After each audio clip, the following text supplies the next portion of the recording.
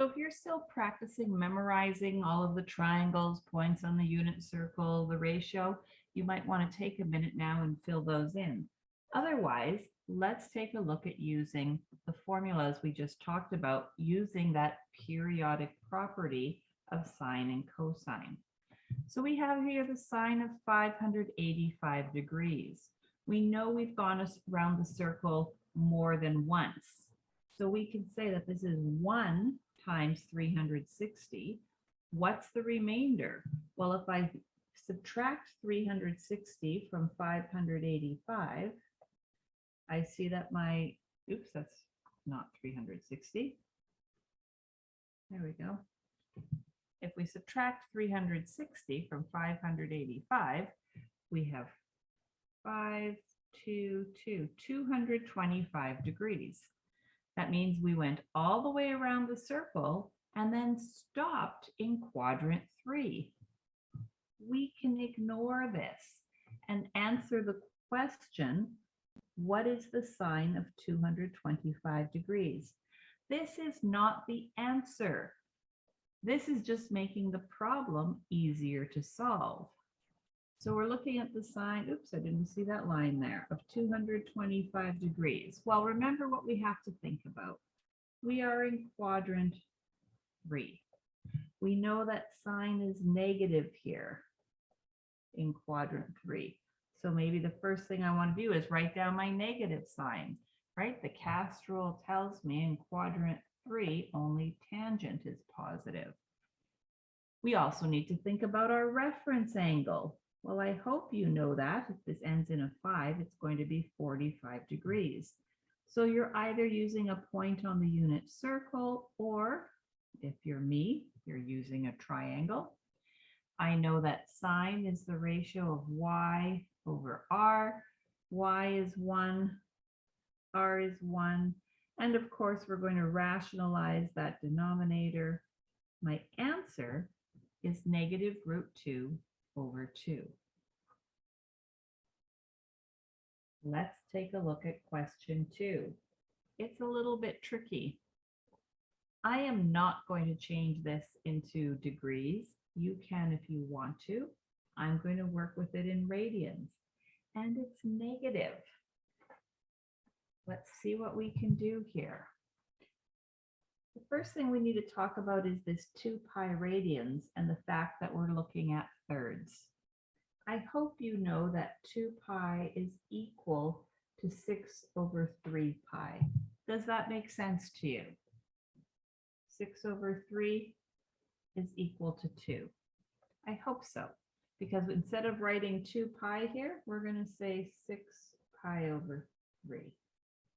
So I can see that I've gone around in a negative direction 1 time. That takes me to negative 6 pi over 3. I also know that if I subtract 2 pi over 3, I reach negative 8 pi over 3. Let's write that out. Negative 1 times 6 pi over 3, that's negative 6 pi over 3, minus 2 pi over 3 equals negative 8 pi over 3. I hope those fractions are not causing you a problem. Remember that that 6 pi over 3 is just going around the circle, so we can ignore this. And we're left with the cosine of negative 2 pi over 3. Now, if that's really bothering you because it's in radians, you can change it to degrees. Pi over 3 is 60 times negative 2, negative 120 degrees. All right, this is not our answer. This is just making the question easier to look at. We need to figure out which quadrant we're in. Negative 120 is in quadrant 3. So I know cosine is negative there. My reference angle, 120, is 60 degrees away from 180. So I'm going to use my 60-degree triangle, or the point on the unit circle at 60 degrees, or the chart that you've memorized for 60 degrees. I know that cosine is x over r, so I have 1 over 2. Good thing I wrote that negative sign in already. I might have forgotten by now. Why don't you give question 3 a try? First of all, how do we use the formula? How many times around the circle? So I hope you found that we went around the circle 2 times. That adds to 720 degrees. The remainder is 300 degrees. What's the next step here? So we can ignore going around the circle. We're left with the cosine of 320 degrees. Why don't you, or sorry, of 300 degrees. Why don't you evaluate that? So we are in quadrant 4. 300 is 60 degrees away from the x-axis. In quadrant 4, cosine is positive. And using my triangle, x over r, again, I see that it's 1/2. This time, positive. Try question 4.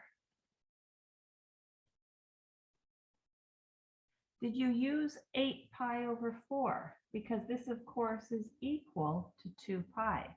8 over 4 is equal to 2. I chose 8 over 4 because we're working with fourths.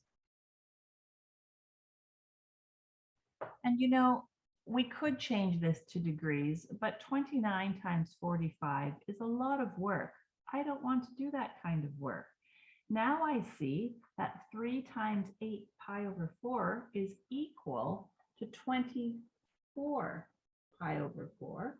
And I just needed to add 5 pi over 4 to get to 29. Again, we can ignore going around the circle 3 times. So I'm simply solving the problem, the sine of 5 pi over 4 radians. Now, if you want to change this to degrees, it's not quite as unreasonable, 225 degrees. So we see that we are in quadrant 3. So I know that sine is negative there. I know that I have a 45-degree reference angle.